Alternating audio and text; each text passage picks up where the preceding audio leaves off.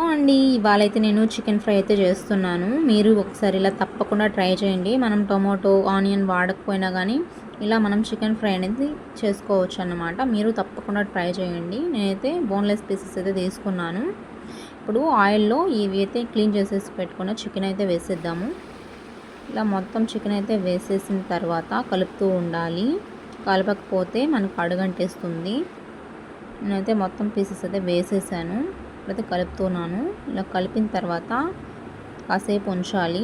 ఇందులో అయితే మనం వాటర్ అయితే యాడ్ చేయని అవసరం లేదు, ఎందుకంటే చికెన్లో నుంచి వాటర్ అయితే వస్తుంటాయి కాబట్టి మనమైతే ఇందులో ఏ వాటర్ అయితే యాడ్ చేయని అవసరం లేదు.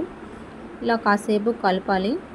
ఇలా కలిపిన తర్వాత కాసేపు మూత పెట్టి ఉడికించేసుకోవాలి. అంటే వాటర్ కొంచెం ఇంకిపోతుంది కదా, అందుకని చెప్పి మనం కాసేపు అయితే మూత పెట్టేసుకుందాము.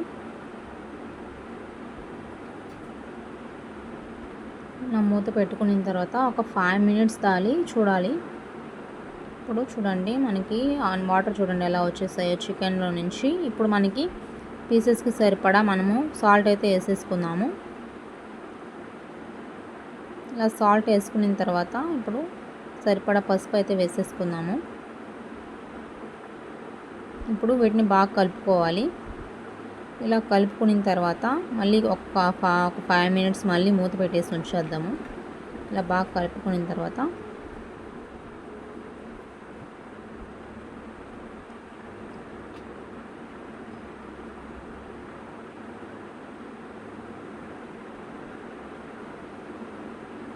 ఇప్పుడు 5 మినిట్స్ అయిన తర్వాత మళ్ళీ మూత తీసి చూస్తే చూడండి చికెన్ అయితే గోల్డెన్ కలర్లోకి వచ్చేసింది కదా. మళ్ళీ ఒకసారి కలుపుతూ ఉన్నాను.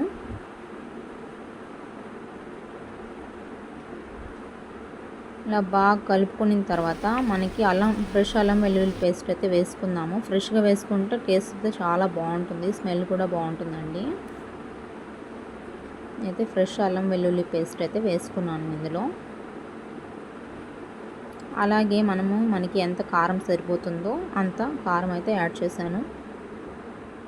అలాగే కొంచెం చికెన్ మసాలా అయితే యాడ్ చేశాను. టేస్ట్ అయితే చాలా చాలా బాగుంటుంది. మీరు కూడా ఇలాగే ఒకసారి తప్పకుండా అయితే ట్రై చేయండి.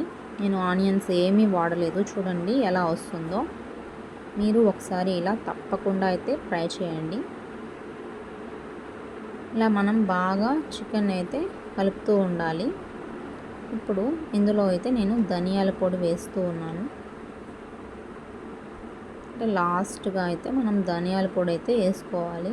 చూడండి పొడి పొడిగా ఎలా వస్తుందో చికెన్, మీకు చూస్తుంటేనే తినేయాలనిపిస్తుంది కదా. మీరు కూడా తప్పకుండా ట్రై చేయండి. చూసారా, ధనియాల పొడి మొత్తం వేసేసుకొని బాగా కలుపుతూ ఉండాలి. స్లోలో పెట్టుకోవాలి. హైలో పెట్టుకుంటే ఏమవుతుందంటే మనకి చికెన్ అనేది మాడిపోతుంది.